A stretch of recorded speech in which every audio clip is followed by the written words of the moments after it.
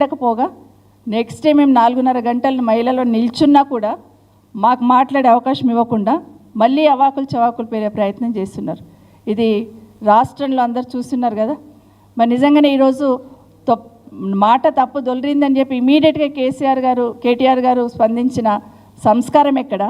4 గంటలు నిల్చుంటే 4:30 గంటలు మేము మహిళా ఎమ్మెల్యేలము మాట్లాడకుండా అసెంబ్లీలో నిల్చొని ఉంటే కనీసం స్పందించడం కాదు కదా, ముఖ్యమంత్రి గారు మిగతా వాళ్ళు రాక్షసానందం పొందారు అక్కడ.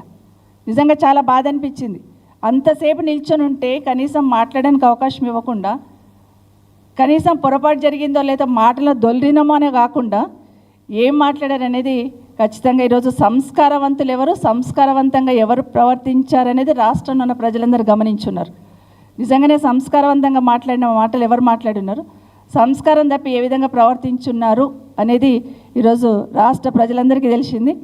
మహిళల పట్ల ఎవరికి చిత్తశుద్ధి ఉంది, మహిళల పట్ల పొరపాటున మాట్లాడితే ఏ విధంగా స్పందించాలి అనేది గతంలో మొదటి అసెంబ్లీలో గౌరవ కేసీఆర్ గారు కేటీఆర్ గారికి డీకే అన్న గారికి ఒక మాట బెగిలినప్పుడు ఇమీడియట్గా కేటీఆర్ గారితో క్షమాపణ చెప్పించారు ఆ రోజు.